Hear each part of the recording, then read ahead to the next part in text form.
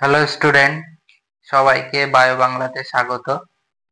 আবারও তোমাদের সামনে আমি সুরজিৎ।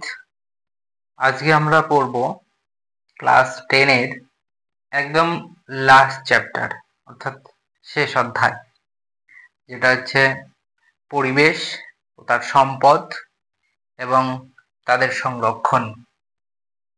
একদম লাস্টের যে চ্যাপ্টারটা আছে সেই চ্যাপ্টারটা আমরা আজকে পড়ব। তার মধ্যে ফার্স্ট ইউনিট, অর্থাৎ যে চ্যাপ্টারটা আমি লিখে দিই, তাহলে পরিবেশ তার সম্পদ, তাহলে পরিবেশ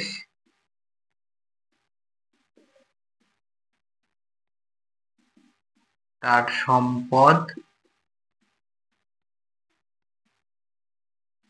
আর হচ্ছে এবং তাদের সংরক্ষণ এবং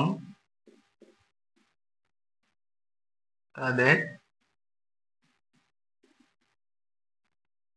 সংরক্ষণ। আজকে আমাদের টপিক হচ্ছে এটা, ঠিক আছে। ভিডিওটা শুরু করার আগে সবাইকে বলবো যে আগেকার যে টপিকগুলো আছে, অর্থাৎ প্রথম অধ্যায়, দ্বিতীয় অধ্যায়, তৃতীয় অধ্যায়, এগুলো অলরেডি হয়ে গেছে। যদি তোমরা দেখতে চাও নতুন কেউ, তাহলে সেটা হচ্ছে ডেসক্রিপশন বক্সে লিংক দেওয়া আছে, সেখান থেকে দেখে নিতে পারো। চলো আজকে তাহলে দেখি। তাহলে আমরা আজকে পড়ব পরিবেশ, ক্লাস 10। তাহলে পরিবেশ তার সম্পদ এবং তাদের সংরক্ষণ। দেখো, আমরা ছোট থেকেই জেনে এসেছি পরিবেশ কাকে বলে।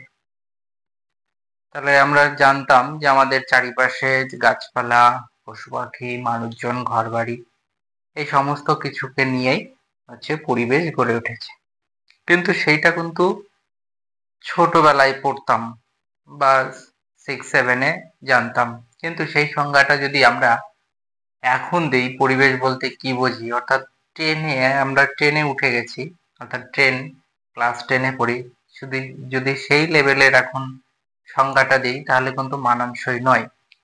সেই জন্য তোমাকে বিচার বুদ্ধি বিশ্লেষণ করে সংজ্ঞাটা দিতে হবে। তাহলে আমরা পরিবেশ বলতে কি বুঝি? তাহলে পরিবেশ বলতে, দেখো, পরিবেশের মধ্যে বিভিন্ন রকমের উদ্ভিদ আছে, প্রাণী আছে। তাহলে 1 নম্বর হচ্ছে পরিবেশ। পরিবেশ, তাহলে পরিবেশ বলতে আমরা কি বুঝি? উদ্ভিদ আছে, প্রাণী আছে, মানুষ আছে। তারা কি করে? সুস্থভাবে সুস্থভাবে বেঁচে থাকার জন্য পারিপার্শ্বিক পরিবেশের সঙ্গে যে ভৌত এবং রাসায়নিক, তাহলে পারিপার্শ্বিক পরিবেশের সঙ্গে কি করে? ভৌত এবং রাসায়নিক, এবং আরেকটা আছে জীবজ অবস্থার দরকার হয়।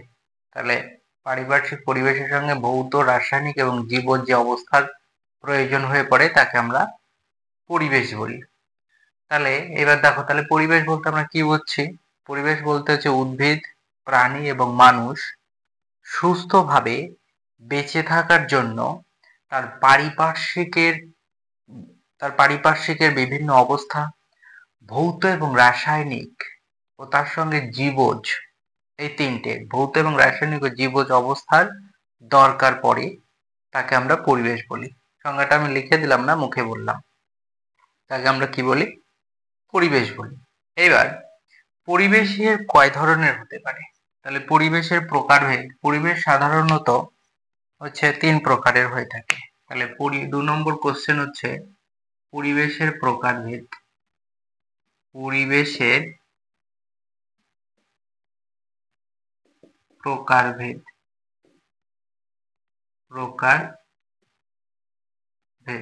পরিবেশ সাধারণত 3 রকমের হয়ে থাকে। কি কি? সেই 3 রকমের মধ্যে প্রথমত হচ্ছে পরিবেশ হচ্ছে প্রাকৃতিক বা ভৌত পরিবেশ। তাহলে আমরা দেখি 3 রকমের পরিবেশের মধ্যে 1 নম্বর হচ্ছে প্রাকৃতিক বা ভৌত পরিবেশ। প্রাকৃতিক বা ভৌত পরিবেশ। বা ভৌত পরিবেশ। 2 নম্বরটা কি? 2 নম্বরটা হচ্ছে সজীব বা জীবজ পরিবেশ। দেখো, এটা আগে আলোচনা করার আগে আমি বলি, প্রাকৃতিক পরিবেশ বা ভৌত পরিবেশ সাধারণত হচ্ছে 3টি উপাদান দ্বারা গঠিত হয়ে থাকে। প্রাকৃতিক আর ভৌত পরিবেশ এটা 3টে উপাদান দ্বারা গঠিত হয়। সেই উপাদানগুলো একটা হচ্ছে, তাহলে কয়টা উপাদান? 3টি উপাদান দ্বারা গঠিত হয়। একটা হচ্ছে বায়ুমণ্ডল দ্বারা গঠিত হয়, তাহলে বায়ুমণ্ডল,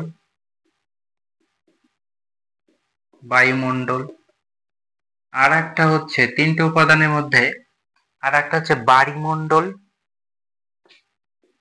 2 নম্বর হচ্ছে বাড়িমণ্ডল, বাড়ি মানে জল, বাড়িমণ্ডল।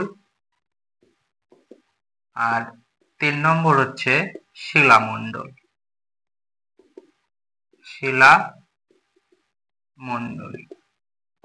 ঠিক আছে। তাহলে পরিবেশের প্রকারভেদের মধ্যে প্রথমটা দেখলাম হচ্ছে প্রাকৃতিক বা ভৌত পরিবেশ। এই প্রাকৃতিক বা ভৌত পরিবেশকে সাধারণত 3টে উপাদান দ্বারা গঠিত হয়: বায়ুমণ্ডল, বাড়িমণ্ডল এবং শিলামণ্ডল। তারপরে আর একটা ভাগ হচ্ছে তোমার জীবজ বা সজীব পরিবেশ। 2 নম্বর পরিবেশের ভাগ হচ্ছে জীবজ বা সজীব। তাহলে সজীব বা জীবজ পরিবেশ,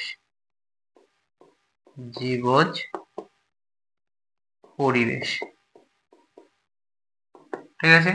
তাহলে সজীব বা জীবজ পরিবেশ এটাও সাধারণত 3টে অংশ দ্বারা গঠিত হয়ে থাকে। সজীব বা জীবজ পরিবেশ কি 3টে অংশ কি কি? একটা হচ্ছে উৎপাদক, আর 2 নম্বর হচ্ছে খাদক, আর 3 নম্বর হচ্ছে বিয়োজক। এইটা আমরা কিন্তু 9-এ কভার করেছি। খাদক, বিয়োজক এবং উৎপাদক, এই অংশটা 9-এ আমরা কভার করেছি। আমরা দেখি কোন অংশটা আমাদের পাঠ্য হিসেবে দিয়েছে। তাহলে প্রথমে সজীব বা জীবজ পরিবেশকে সাধারণত 3 ভাগে ভাগ করা গেল, মানে 3টে উপাদান দ্বারা গঠিত। একটা হচ্ছে উৎপাদক, খাদক আর হচ্ছে বিয়োজক। আর একটা পরিবেশে যেটাকে বলা হয়ে থাকে সামাজিক পরিবেশ। তাহলে 3 নম্বর হচ্ছে সামাজিক পরিবেশ,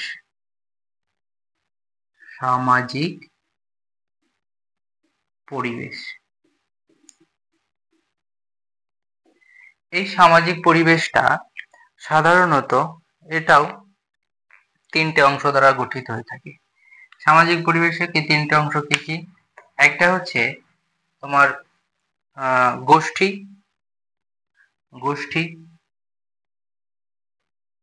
একটা হচ্ছে গোষ্ঠী, আর একটা হচ্ছে পরিবার,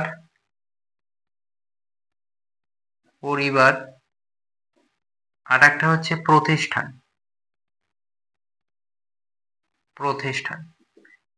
তাহলে আমরা দেখলাম যে পরিবেশের প্রকারভেদ, অর্থাৎ পরিবেশকে 3 ভাগে ভাগ করা গেল। একটা প্রাকৃতিক পরিবেশ বা ভৌত পরিবেশ, একটা সজীব বা জীবজ পরিবেশ, আর একটা হচ্ছে সামাজিক পরিবেশ। প্রাকৃতিক বা ভৌত পরিবেশ 3টে অংশ দ্বারা, একটা হচ্ছে বায়ুমণ্ডল, বাড়িমণ্ডল এবং শিলামণ্ডল দ্বারা গঠিত হয়। আর সজীব বা জীবজ পরিবেশটা উৎপাদক, খাদক আর বিয়োজক দ্বারা। আর সামাজিকের মধ্যে গোষ্ঠী, পরিবার আর প্রতিষ্ঠান, এই অংশগুলো দ্বারা গঠিত হয়ে থাকে। তাহলে আমরা পরিবেশ কাকে বলে দেখলাম, পরিবেশের প্রকারভেদ।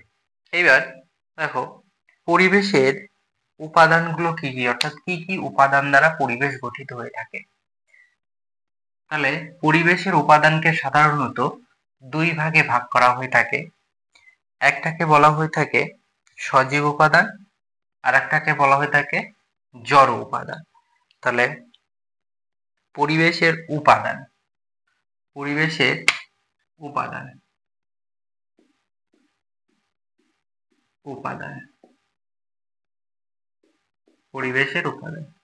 উপাদানকে সাধারণত 2 ভাগে ভাগ করা হয়। একটা হচ্ছে সজীব উপাদান, আর একটা হচ্ছে জড় উপাদান। একটা হচ্ছে সজীব উপাদান, আর একটা হচ্ছে জড় উপাদান। তাহলে পরিবেশের উপাদানকে সাধারণত দুই ভাগে ভাগ করা হয়। একটা হচ্ছে সজীব উপাদান আর একটা হচ্ছে জড় উপাদান। কোনগুলোকে আমরা সজীব উপাদান বলবো? সজীব উপাদানগুলোর মধ্যে রয়েছে তোমার জীবাণু রয়েছে, গাছপালা রয়েছে, তাহলে জীবাণু, গাছপালা,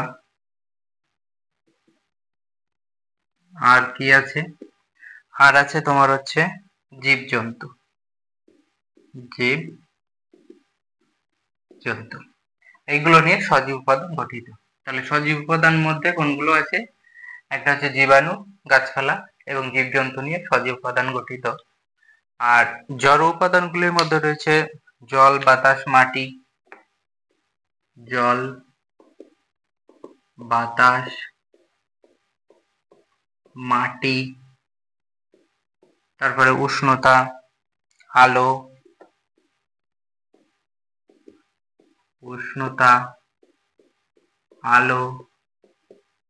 আর্দ্রতা, আর তোমার হচ্ছে মহাকর্ষ।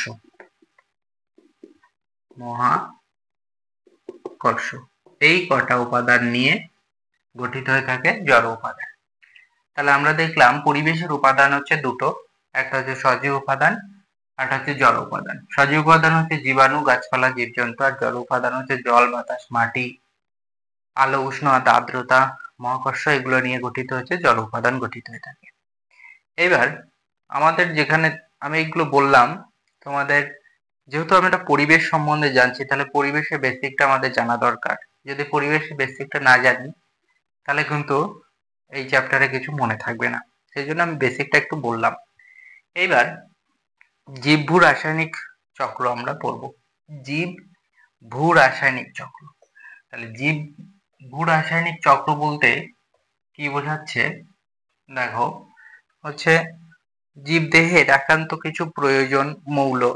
তাহলে জীবদেহের যেহেতু পরিবেশের সঙ্গে বসবাস করছে, পরিবেশের সঙ্গে বসবাস করার জন্য প্রত্যেকটা জীবদেহের কিছু গুরুত্বপূর্ণ মৌলের প্রয়োজন হয়ে থাকে।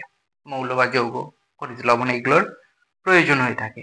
তাহলে জীবদেহে বসবাস করার জন্য কিছু গুরুত্বপূর্ণ আছে প্রয়োজনীয় মৌলগুলি। যেমন কি প্রয়োজনীয় মৌলগুলো আছে, যেমন কি কি আছে? কার্বন আছে, হাইড্রোজেন আছে, অক্সিজেন আছে, নাইট্রোজেন আছে, সালফার আছে, অ্যামোনিয়া আছে। এই সমস্ত যৌগগুলো কি হয়? এরা কি করে? এরা পরিবেশ থেকে গ্রহণ করে, আবার পর্যায়ক্রমে পরিবেশে ত্যাগ করে। তাহলে একবার হচ্ছে পরিবেশ থেকে কি করছে? গ্রহণ করছে, আবার পরিবেশে ত্যাগ করছে। তাহলে এই যে একটা চক্রাকার পথে আবর্তন করছে, একে বলা হয়ে থাকে জীব ভূ রাসায়নিক চক্র বলা হয়ে থাকে, বা ইংলিশে বলা হয়ে থাকে হচ্ছে জিও কেমিক্যাল, বায়োজিও কেমিক্যাল সার্কেল বলা হয়ে থাকে। তাহলে আমরা বায়োজিও লিখলাম না। তাহলে প্রথমে জীব ভূ রাসায়নিক চক্র বলতে আমরা কি বুঝি? দিতে পারে কোশ্চেন। তাহলে জীব ভূ রাসায়নিক চক্র, জীব ভূ রাসায়নিক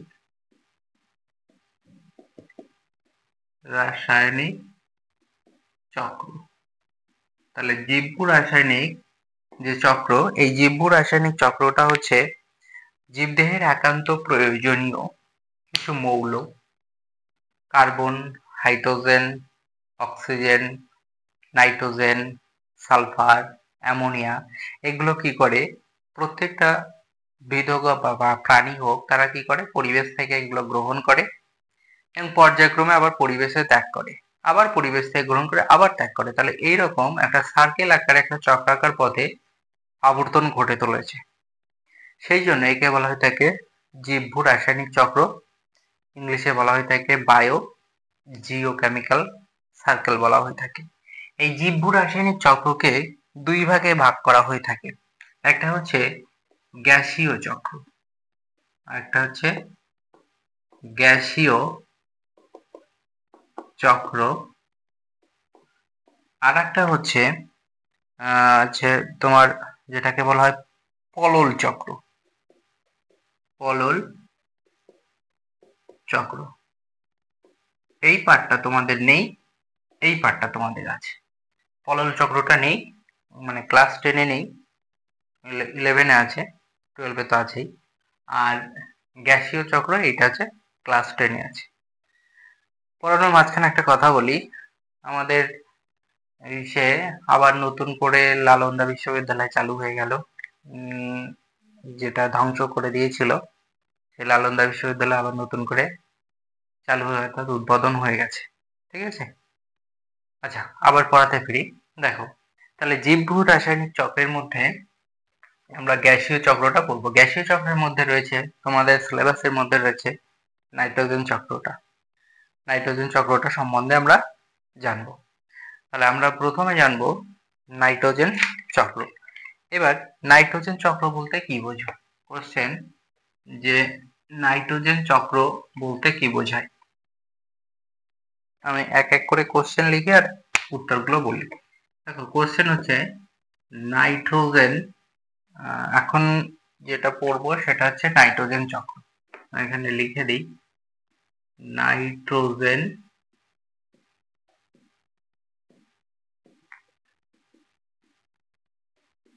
চক্র। তাহলে নাইট্রোজেন চক্র আমরা এখন পড়বো। নাইট্রোজেন চক্র পড়তে গেলেই আমাকে বলতে হবে যে নাইট্রোজেন চক্র কাকে বলে। নাইট্রোজেন চক্র, তাহলে দেখো সংজ্ঞা কথার মাধ্যমে আমরা বুঝতে পারছি যে এটা একটা চক্রাকার পথে আবর্তন ঘটছে। তাহলে নাইট্রোজেন চক্র বলতে বোঝায় যে চক্রাকার পদ্ধতিতে, একটা চক্রাকার পদ্ধতিতে বায়ুমণ্ডলের নাইট্রোজেন, তাহলে যে চক্রাকার পদ্ধতিতে বায়ুমণ্ডলের নাইট্রোজেন জীবদেহে প্রাকৃতিক উপায়ে জীবাণু দ্বারা আবদ্ধ হয়ে মাটিতে, তাহলে প্রাকৃতিক উপায়ে হোক বা জীবাণু দ্বারা হোক আবদ্ধ হয়ে মাটির সঙ্গে মিশে আবার মাটি থেকে কি হয় পরিবেশে মুক্ত হয়, আবার পরিবেশ থেকে মাটিতে যুক্ত হয়, মাটি থেকে আবার কি করে পরিবেশে মুক্ত হয়। এই যে চক্রাকার পথে ঘুরছে এটাকে বলা হয়ে থাকে হচ্ছে নাইট্রোজেন চক্র। তাহলে আমরা দেখো নাইট্রোজেন চক্র বলতে কি বুঝি, তাহলে আমরা লিখবো যে চক্রাকার পদ্ধতিতে বায়ুমণ্ডলের নাইট্রোজেন, তাহলে যদি সংজ্ঞা দেয় নাইট্রোজেন চক্র কাকে বলে, তাহলে নাইট্রোজেন চক্র কাকে বলে, নাইট্রোজেন চক্র কাকে বলে।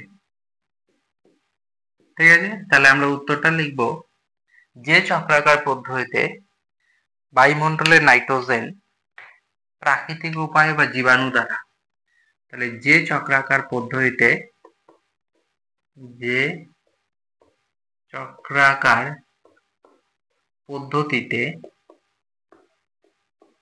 বায়ুমণ্ডলের নাইট্রোজেন, বায়ুমণ্ডলে নাইট্রোজেন প্রাকৃতিক উপায়ে বা জীবাণু দ্বারা, প্রাকৃতিক উপায়ে, প্রাকৃতিক উপায়ে বা জীবাণু দ্বারা,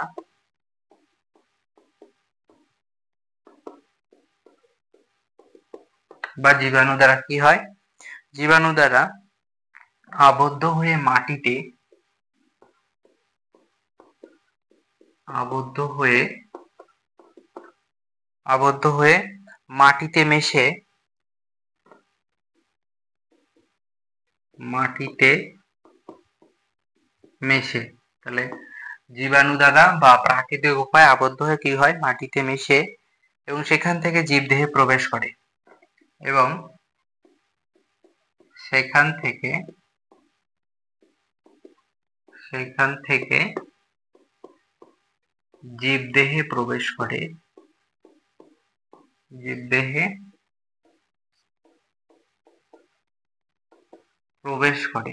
তাহলে কি করে, তাহলে মাটিতে মিশলো, মাটিতে মিশার পরে সেখান থেকে জীবদেহে প্রবেশ করে এবং জীবদেহ থেকে মাটিতে আবার মাটি থেকে পুনরায়, তাহলে জীবদেহে প্রবেশ করে এবং জীবদেহ থেকে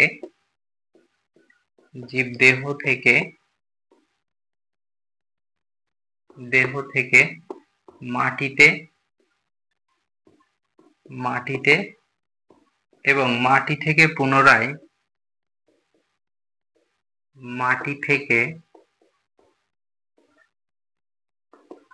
পুনরায়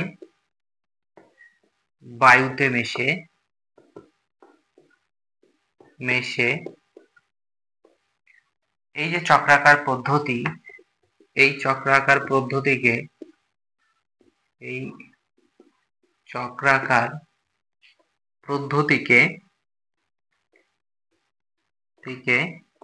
নাইট্রোজেন চক্র বলে। ঠিক আছে, তাহলে কি বলবো, যে চক্রাকার পদ্ধতিতে বায়ুমণ্ডলে মুক্ত নাইট্রোজেন বিভিন্ন জীব দ্বারা বা জীবাণু দ্বারা মাটিতে আবদ্ধ হয় এবং সেখান থেকে কি হয়, যে জীবদেহে প্রবেশ করে, আবার জীবদেহ থেকে মাটি থেকে পুনরায় বায়ুমণ্ডলে মুক্ত হয়। এই যে চক্রাকার পথ বা চক্রাকার পথে আবর্তন করে, এই চক্রাকার পথের আবর্তনকে বলা হয়ে থাকে নাইট্রোজেন চক্র। এবার নাইট্রোজেন চক্রটা এই যে পরিবেশ থেকে মাটি থেকে জীবদেহ থেকে আবার পুনরায় মাটি থেকে আবার পুনরায় পরিবেশে যে মুক্ত হয়, এটা কতগুলি পর্যায় বা ধাপের মাধ্যমে সম্পন্ন হয়।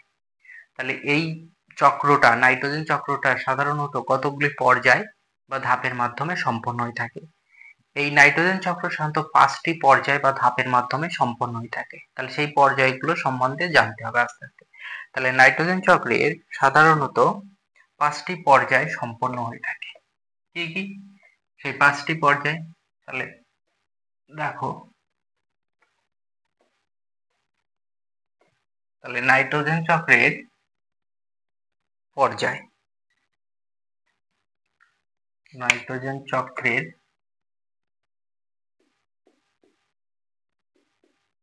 পর্যায়, কি কি পর্যায়ে নাইট্রোজেন কি হয়, তোমার মাটি থেকে জীবদেহ থেকে পুনরায় মাটি আবার পরিবেশে মুক্ত হয়। তাহলে সাধারণত 5টি পর্যায়ে এটা ভাগ করা হয়ে থাকে। প্রথম পর্যায়ে 1 নম্বর, প্রথমে নাইট্রোজেন কি হয়, নাইট্রোজেনের সংবর্ধন ঘটে। 1 নম্বর পয়েন্ট, তাহলে প্রথম হচ্ছে নাইট্রোজেনের বন্ধন। তাহলে নাইট্রোজেন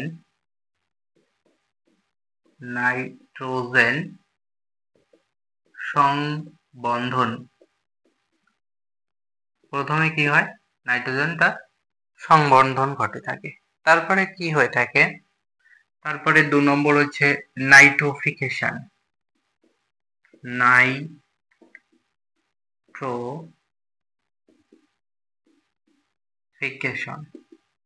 ঠিক আছে, 2 নম্বর হচ্ছে নাইট্রিফিকেশন। তারপরে 3 নম্বর হচ্ছে 3 নম্বরে যেটা হচ্ছে অ্যাসিমিলেশন।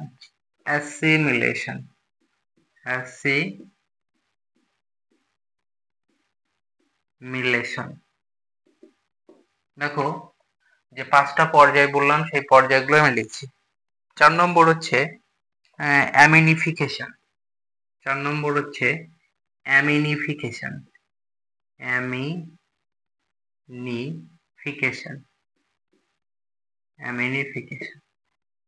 5 নম্বর, এখান থেকে কোশ্চেন দেয় যে ডিনাইট্রিফিকেশন, নাইট্রোজেন মোচন বা ডিনাইট্রিফিকেশন। নাইট্রোজেন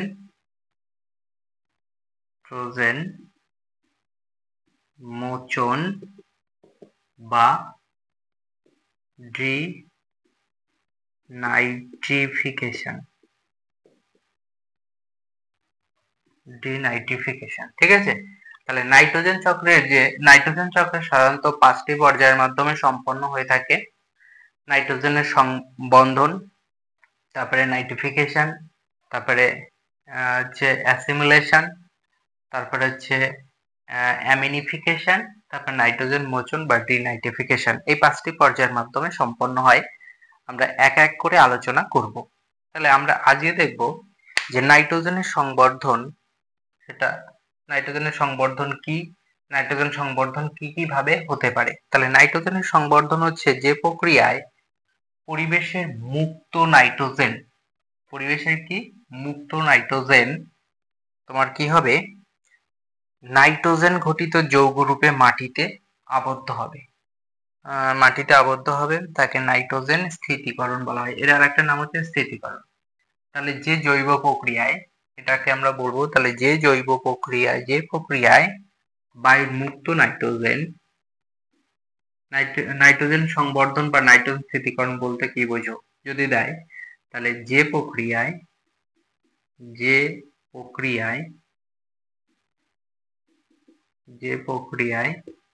কি হবে, বায়ুর মুক্ত নাইট্রোজেন বায়ুর মুক্ত নাইট্রোজেন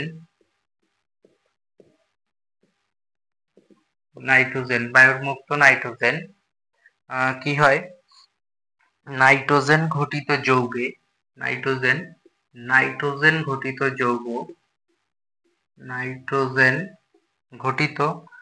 যৌগরূপে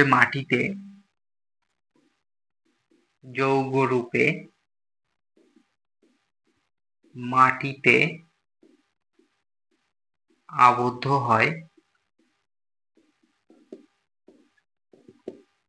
হয় তাকে বলা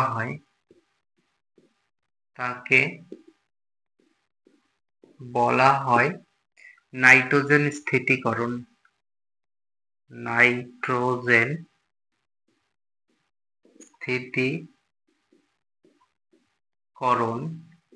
বা নাইট্রোজেন সংবর্ধন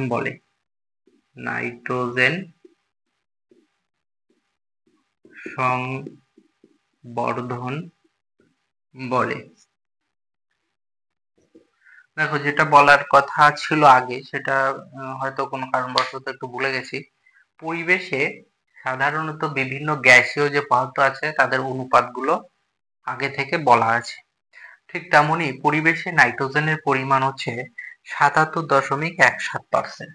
পরিবেশে নাইট্রোজেন যে পরিমাণটা থাকে সেই পরিমাণটা হচ্ছে 77.17%। এরকম অক্সিজেন থাকে, নাইট্রোজেন থাকে, হাইড্রোজেন থাকে, এদের পরিমাণ বলা থাকে। তাহলে পরিবেশে নাইট্রোজেনের পরিমাণ কত? 77.17%। তাহলে আমরা নাইট্রোজেনের সংবর্ধন বা নাইট্রোজেন স্থিতিকরণ দেখলাম। এই নাইট্রোজেনের সংবর্ধন বা নাইট্রোজেন স্থিতিকরণ সাধারণত 3টি পদ্ধতিতে ঘটে থাকে, অর্থাৎ পরিবেশ থেকে কি হচ্ছে, মাটিতে যুক্ত হচ্ছে, মাটিতে সংবর্ধন হচ্ছে, সেটা সাধারণত 3টি প্রক্রিয়ার মাধ্যমে হয়ে থাকে। তাহলে নাইট্রোজেন সংবর্ধন সাধারণত 3টে প্রক্রিয়ার মাধ্যমে হয়। সেই 3টে প্রক্রিয়া কি কি প্রক্রিয়া আছে? একটা হচ্ছে প্রাকৃতিক নাইট্রোজেন সংবর্ধন, আরেকটা হচ্ছে জীবজ নাইট্রোজেন সংবর্ধন, আর একটা হচ্ছে যেটাকে বলা হয়ে থাকে শিল্পজাত নাইট্রোজেন সংবর্ধন। একটা হচ্ছে প্রাকৃতিক ভাবে হয়ে থাকে, জীবজের দ্বারা ঘটে থাকে। তাহলে নাইট্রোজেন সংবর্ধনকে 3 ভাগে ভাগ করা হয়। নাইট্রোজেন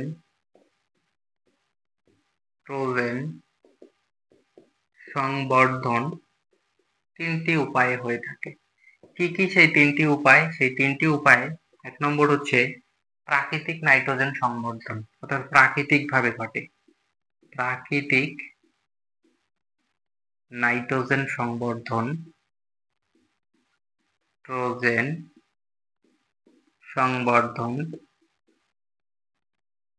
আর একটা হচ্ছে জীবজ নাইট্রোজেন সংবর্ধন, আর একটা হচ্ছে শিল্পজাত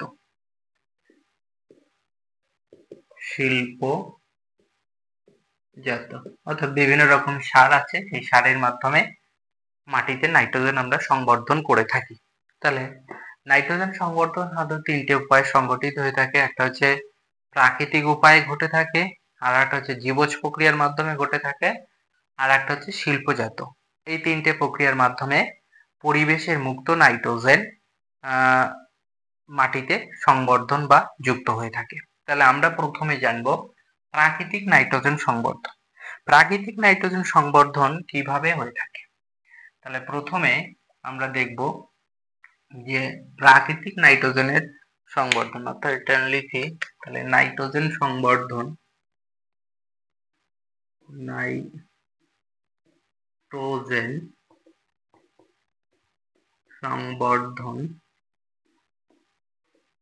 তিনটে প্রক্রিয়া তার মধ্যে প্রথম প্রক্রিয়াটা হচ্ছে প্রাকৃতিক নাইট্রোজেন সংবর্ধন। ঠিক আছে, এইটা আমরা জানবো এখন। তাহলে প্রাকৃতিক নাইট্রোজেন সংবর্ধনটা কিভাবে হয়? দেখো, আকস্মিক কোনো কারণে তড়িৎ প্রবাহ বা বজ্র বিদ্যুৎ সহ বৃষ্টিপাতের সময়, যখন বৃষ্টিপাত হয় দেখবে মাঝে মাঝে বজ্রপাতও হয়ে থাকে। তাহলে আকস্মিক কোনো কারণে তড়িৎ প্রবাহ বা বজ্র বিদ্যুৎ সহ বৃষ্টিপাতের সময় কি হয়, বিদ্যুৎ ক্ষরণের জন্য বাতাসের বৃষ্টিপাত যখন হচ্ছে তখন বজ্রপাত হচ্ছে, সেই সময় একটা বিদ্যুৎ কি হয়, খরিত হয়। সেই বিদ্যুৎ খরিত হওয়ার সঙ্গে সঙ্গে কি হয়, বিদ্যুৎ খরিত হওয়ার সঙ্গে সঙ্গে বাতাসে যে নাইট্রোজেন গ্যাস থাকে, সেই নাইট্রোজেন গ্যাস অক্সিজেনের সঙ্গে যুক্ত হয়ে থাকে। তাহলে এই সময় তাহলে কি বলবে, তাহলে আমরা বলতে পারি আকস্মিক তড়িৎ প্রবাহ অথবা বজ্র বিদ্যুৎ সহ বৃষ্টিপাতের সময় যখন হবে, আকাশে যে বিদ্যুৎ ক্ষরণের জন্য বায়ুমণ্ডলের নাইট্রোজেন অক্সিজেনের সঙ্গে যুক্ত হয়। বায়ুমণ্ডলের নাইট্রোজেন কি হয়, অক্সিজেনের সঙ্গে যুক্ত হয়ে নাইট্রিক অ্যাসিড তৈরি করে। তাহলে আমরা লিখি 1 নম্বর, প্রাকৃতিকের মধ্যে আবার কতগুলো কারণ আছে, তার মধ্যে 1 নম্বর কারণ, অর্থাৎ কি কারণে নাইট্রোজেন সংবর্ধন হচ্ছে প্রাকৃতিক। তাহলে আমরা লিখব আকস্মিক তড়িৎ প্রবাহ যেমন কি কি আছে, আকস্মিক তড়িৎ প্রবাহ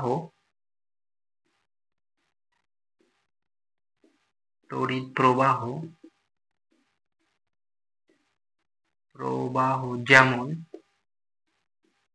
আকস্মিক তড়িৎ প্রবাহ যেমন কি আছে, বজ্রপাত হলে বা আকাশে বিদ্যুৎ চমকালে বজ্রপাত হলে বা আকাশে বিদ্যুৎ চমকালে বজ্রপাত হলে বা আকাশে বিদ্যুৎ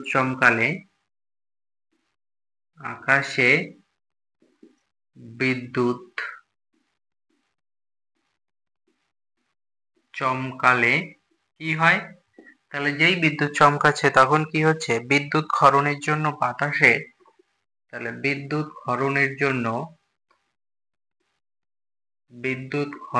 জন্য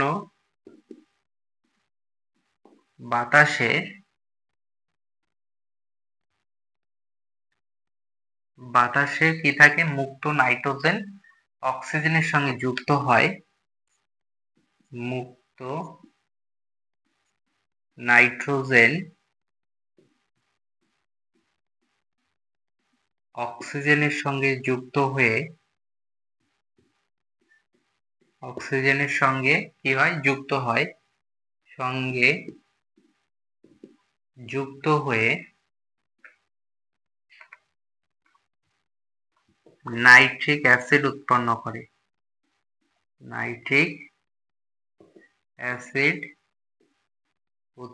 করে। ঠিক আছে, তাহলে দেখো নাইট্রোজেন আর অক্সিজেন হচ্ছে যুক্ত হচ্ছে। তাহলে কি হচ্ছে, পরিবেশে যে মুক্ত নাইট্রোজেন আছে, সেই নাইট্রোজেন অক্সিজেনের সঙ্গে যুক্ত হচ্ছে কখন, বজ্র বিদ্যুৎ সহ বৃষ্টিপাতের সময়। সেখান থেকেই দুটো যুক্ত হয়ে তৈরি করছে নাইট্রিক অক্সাইড,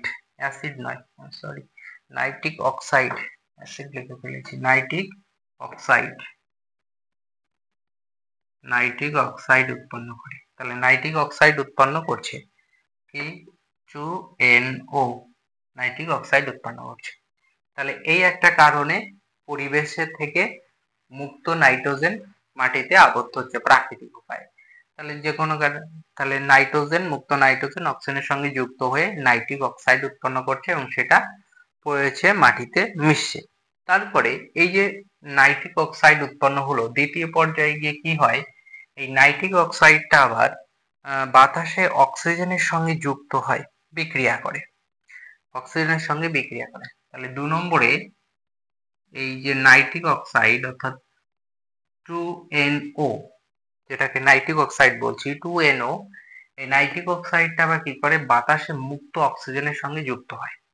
তাহলে বাতাসে কি হচ্ছে মুক্ত অক্সিজেনের সঙ্গে যুক্ত হচ্ছে O2, এর সঙ্গে যুক্ত হয়ে উৎপন্ন করে 2NO2, অর্থাৎ নাইট্রোজেন ড্রাই অক্সাইড উৎপন্ন করে 2NO2, এটা উৎপন্ন করে থাকে। ঠিক আছে, তাহলে আমরা দ্বিতীয় নম্বর পর্যায়ে কি বলতে পারি, প্রথমে যে নাইট্রিক অক্সাইড উৎপন্ন হয়েছিল সেই নাইট্রিক অক্সাইডটা আবার পুনরায় বাতাসে মুক্ত অক্সিজেনের সঙ্গে যুক্ত হয়ে নাইট্রোজেন ডাই অক্সাইড উৎপন্ন করছে বা নাইট্রোজেন পার অক্সাইড উৎপন্ন করছে। তাহলে নাইট্রোজেন ডাই অক্সাইড বা পার অক্সাইড উৎপন্ন করছে। এই নাইট্রোজেন ডাই অক্সাইড বা পার অক্সাইড আবার তৃতীয় পর্যায়ে এসে কি হয় বৃষ্টি জলের সঙ্গে বিক্রিয়া করে। তাহলে হচ্ছে কি করে বৃষ্টি জলের সঙ্গে নাইট্রোজেন পার অক্সাইড বিক্রি করে। 2 নম্বর গেল। 3 নম্বরে গিয়ে এই নাইট্রোজেন ডাই অক্সাইডটা প্রথমে রিয়াকশনটা লিখি। 1 নম্বরের রিয়াকশন হচ্ছে নাইট্রোজেন আর অক্সিজেন মিলে উৎপন্ন করে NO, হচ্ছে 2NO, তাই তো 2NO উৎপন্ন করে, নাইট্রিক অক্সাইড উৎপন্ন করে। তাহলে তারপর নাইট্রিক অক্সাইডের পরে নাইট্রিক অক্সাইড প্লাস অক্সিজেন, পরিবেশে অক্সিজেন তার সঙ্গে বিক্রিয়া করে নাইট্রোজেন ডাই অক্সাইড উৎপন্ন করে। এই নাইট্রোজেন ডাই অক্সাইডটা আবার কি করে বৃষ্টির জলের সঙ্গে বিক্রিয়া করে। তাহলে নাইট্রোজেন ডাই অক্সাইডটা কি করবে বৃষ্টির জলের সঙ্গে বিক্রিয়া করবে, বৃষ্টির জলের সঙ্গে H2O এর সঙ্গে বিক্রিয়া করবে। H2O এর সঙ্গে বিক্রিয়া করে উৎপন্ন করবে হচ্ছে নাইট্রাস আর নাইট্রিক অ্যাসিড, HNO2 আর হচ্ছে HNO3, এই দুটো উৎপন্ন করবে।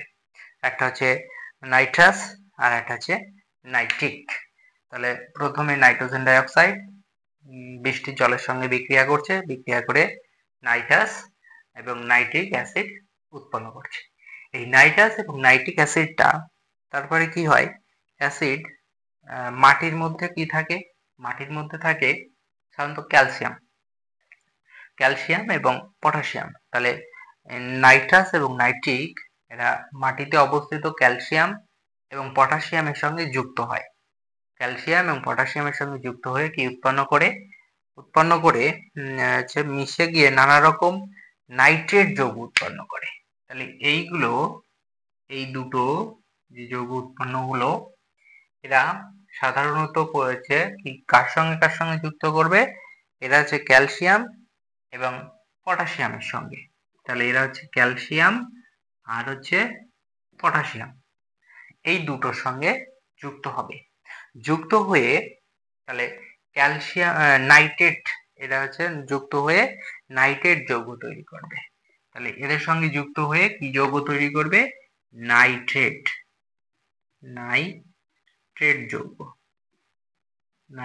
যৌগ তৈরি করলো। ক্যালসিয়াম এবং পটাশিয়াম হচ্ছে নাইট্রাস এবং নাইট্রিক অ্যাসিডের সঙ্গে বিক্রিয়া করে নাইট্রেট যৌগ তৈরি করলো। এই নাইট্রেট যৌগ তৈরি করে তাহলে কি কি নাইট্রেট যৌগ তৈরি করতে পারে, যেমন হচ্ছে ক্যালসিয়াম নাইট্রেট, পটাশিয়াম নাইট্রেট, যেহেতু এদের সঙ্গে যুক্ত হচ্ছে তাহলে ক্যালসিয়াম নাইট্রেট, পটাশিয়াম নাইট্রেট এই সমস্ত যৌগগুলো ওরা তৈরি করলো। তৈরি করার পরে নাইট্রেট তারা কি করলো মাটির সঙ্গে মিশ্রিত হলো, তাহলে তৈরি হলো। এবং এইভাবে বায়ুমণ্ডলের নাইট্রোজেন মাটিতে মিশে গেল, বায়ুমণ্ডলের নাইট্রোজেন তাহলে এর সঙ্গে মিশে গেল। তাহলে আমরা এটা আবার দেখি, দেখো বোঝার জন্য, যেহেতু একটা রিয়াকশন আছে। তাহলে প্রথমে পরিবেশে মুক্ত নাইট্রোজেন মুক্ত অক্সিজেনের সঙ্গে বিক্রিয়া করে কি উৎপন্ন করছে হচ্ছে নাইট্রিক অক্সাইড উৎপন্ন করছে। এটা হচ্ছে নাইট্রিক অক্সাইড উৎপন্ন করছে। এই নাইট্রিক অক্সাইডটা আবার পরিবেশে মুক্ত অক্সিজেনের সঙ্গে বিক্রিয়া করে নাইট্রোজেন ডাই অক্সাইড বা নাইট্রোজেন পার অক্সাইড উৎপন্ন করছে। এই নাইট্রোজেন পার অক্সাইড বা ডাই অক্সাইড বৃষ্টির জলের সঙ্গে বিক্রিয়া করে নাইট্রিক এবং নাইট্রাস অ্যাসিড উৎপন্ন করছে। এই নাইট্রিক এবং নাইট্রাস অ্যাসিড হচ্ছে মাটিতে থাকা ক্যালসিয়াম এবং পটাশিয়ামের সঙ্গে বিক্রিয়া করে নাইট্রেট যৌগ, অর্থাৎ ক্যালসিয়াম নাইট্রেট বা পটাশিয়াম নাইট্রেট এরকমের যৌগ তৈরি করছে। এবং এই যৌগগুলো কি হয় মাটির সঙ্গে মিশে যাচ্ছে এবং সেখান থেকে আবার উদ্ভিদেরা শোষণ করছে, সেটা পরবর্তী পর্যায়ে দেখব। তাহলে এই যে তিনটে পর্যায়ে দেখলাম, এই তিনটে পর্যায়কে অর্থাৎ নাইট্রোজেন কি হচ্ছে সংবর্ধন হচ্ছে, কোথায় হচ্ছে মাটির সঙ্গে মাটির সঙ্গে সংবর্ধন হচ্ছে, এটাকেই বলা হচ্ছে প্রাকৃতিক নাইট্রোজেন সংবর্ধন প্রক্রিয়া। ঠিক আছে, এই চ্যাপ্টারের নাইট্রোজেন চক্রটা যেহেতু একটু ডিটেলসে দেওয়া আছে, তাই জন্য আমি ছোট ছোট ভাগ করে করে তোমাদের সামনে প্রেজেন্ট করব। আজকে এই পর্যন্তই, ঠিক আছে। আর যদি ভিডিওটা ভালো লেগে থাকে তাহলে একটা লাইক এবং বন্ধুদের মাঝখানে শেয়ার করে দেবে বেশি বেশি করে, আর চ্যানেলটাকে সাবস্ক্রাইব করবে। আর পুরোনো ভিডিওগুলো দেখতে চাইলে ডেসক্রিপশনে যাবে এবং ওখানে লিঙ্ক দেওয়া আছে, যেখান থেকে দেখে নিতে পারো। ওকে, থ্যাংক ইউ।